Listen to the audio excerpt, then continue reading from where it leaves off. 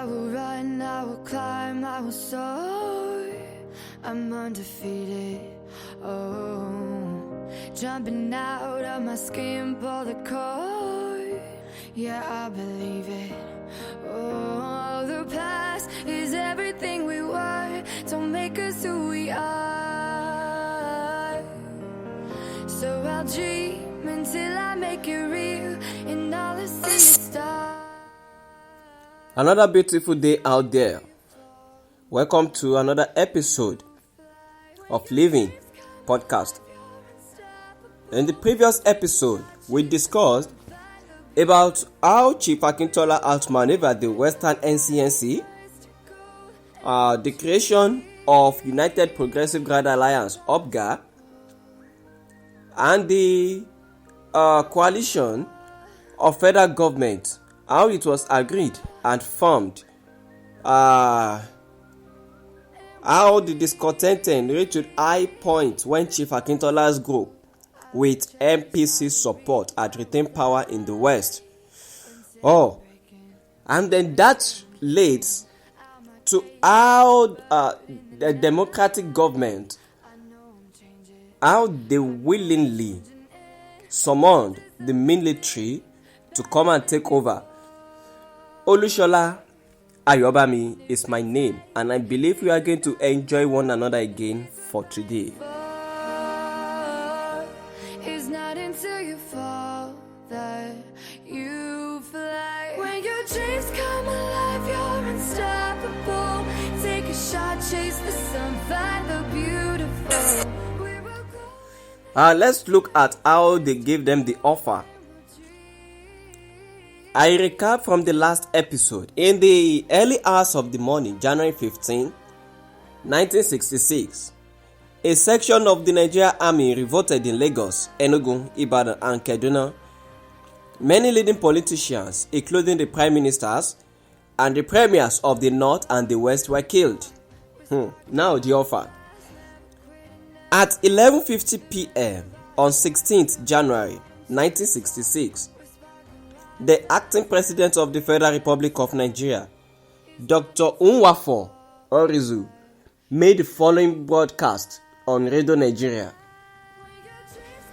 I have tonight been advised by the Council of Ministers that they had come to the unanimous decision voluntarily to hand over administration of the country to the armed forces of the Federal Republic with immediate effect.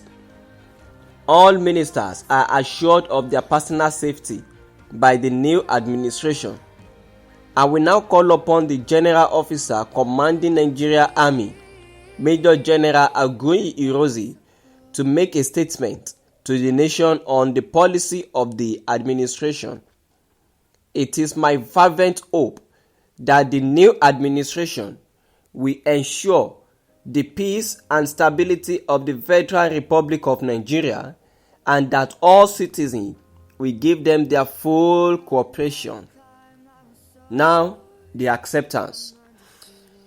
The General Officer commanding the Nigerian Army, Major General Johnson Thomas Humonakwe Aguiyi Ironsi, spoke to the nation in these words. He said, and I quote, "The Nigeria military government wishes to state that it has taken over the interim administration of the Republic of Nigeria following the invitation of the Council of Ministers of the last government for the army to do so.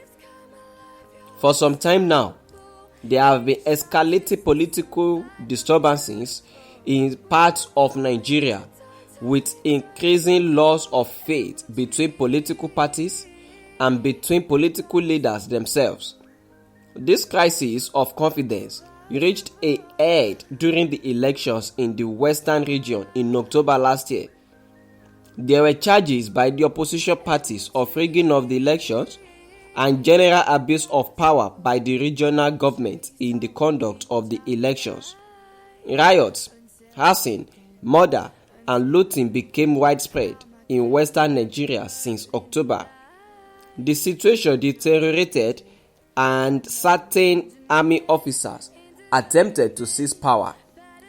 In the early hours of the morning of January 15, 1966, these officers kidnapped the Prime Minister and the Minister of Finance and took them to an unknown destination. The revolt was widespread throughout the country, and 2 regional premiers and some high-ranking army officers were killed. The whereabouts of the Prime Minister is still unknown. The vast majority of the Nigerian army, under the command of the general officer commanding the Nigerian army, remained completely loyal to the national government and immediately took steps to control the situation. The Council of Ministers of the national government met and appraised the problems confronting the government. They appreciated the immediate need to control the situations which threatened the republic. They also saw quite clearly a possible deterioration of the situation in the light of developments on Saturday, January 15, 1966. On Sunday, January 16, the Council of Ministers unanimously decided to hand over voluntarily the administration of the country with immediate effect to the Nigerian army.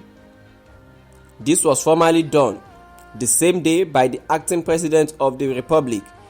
The government of the Republic of Nigeria having ceased to function, the Nigerian Armed Forces have been invited to form an interim military government for the purpose of maintaining law and order and of maintaining essential services. The invitation has been accepted, and I, General Johnson Thomas Umunakwe Aguiyi Ironsi, the general officer commanding the Nigerian Army, have been formally invested with authority as head of the national military government and supreme commander of the Nigerian Armed Forces. End of quote.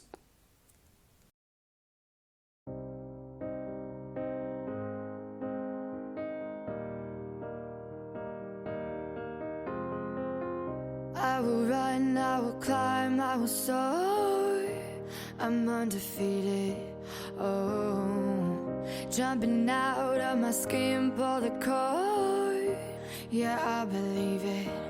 Oh, the past is everything we were. Don't make us who we are.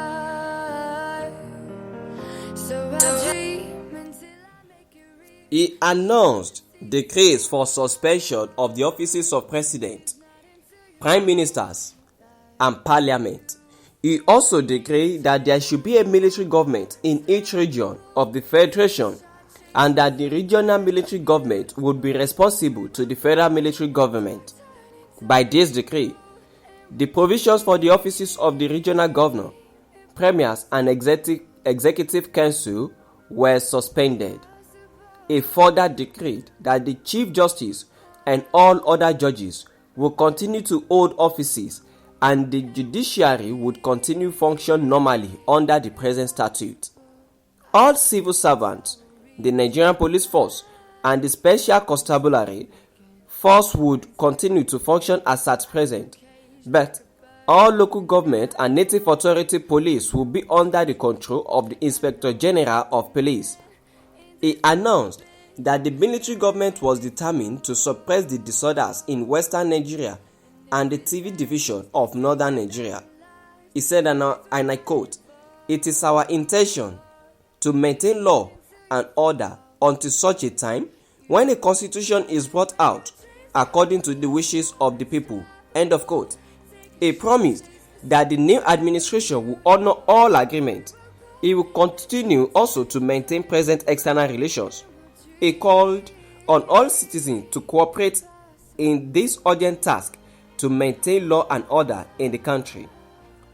On January 17, the Major General outlined his policy. He said that 1. The functions of the federal military government will be exercised by a Supreme Military Council, the details of which will be announced later. 2.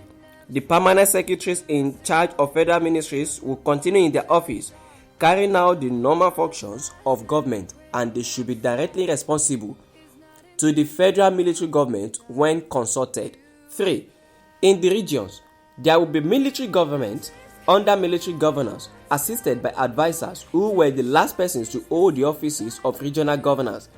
The normal functions of government in each region will be carried out by the permanent secretaries in the regions, and they would be directly responsible to the military government there. 4. The regional military government were directly responsible to the head of federal military government and supreme commander of the Armed Forces, Federal Republic of Nigeria. 5. Public corporations and other statutory bodies, such as local government, would continue to function under their appropriate ministries. 6. All existing laws, regulations, orders, and official instructions remained in force wherever applicable until either modified or abrogated by the federal military government. On January 18, 1966, Major General Aguiyi Ironsi announced the appointment of the military governors to take charge of all 4 regions of the Federation. They were Lieutenant Colonel C. Odumegu Ojukwu for the East, Lieutenant Colonel F. A. Fajuyi for the West, Lieutenant Colonel D. A. Ejo Midwest, Lieutenant Colonel Azan Katsina for the North. Take a shot, chase the sun, find the beautiful. We will go in the dark, turning dust to gold, and we'll dream impossible, possible.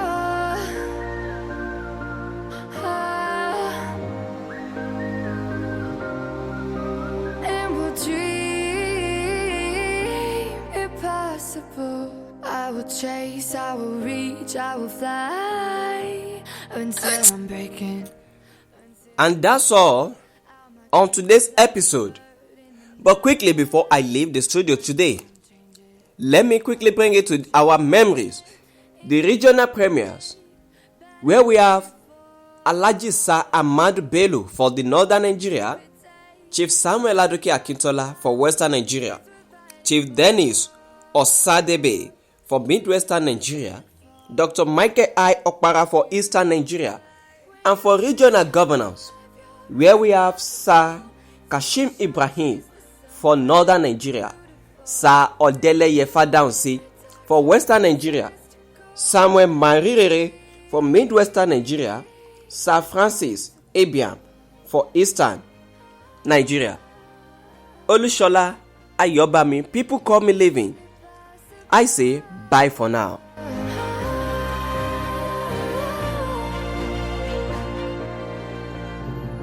From the bottom to the top, we're sparking wild fast, never quit and never stop.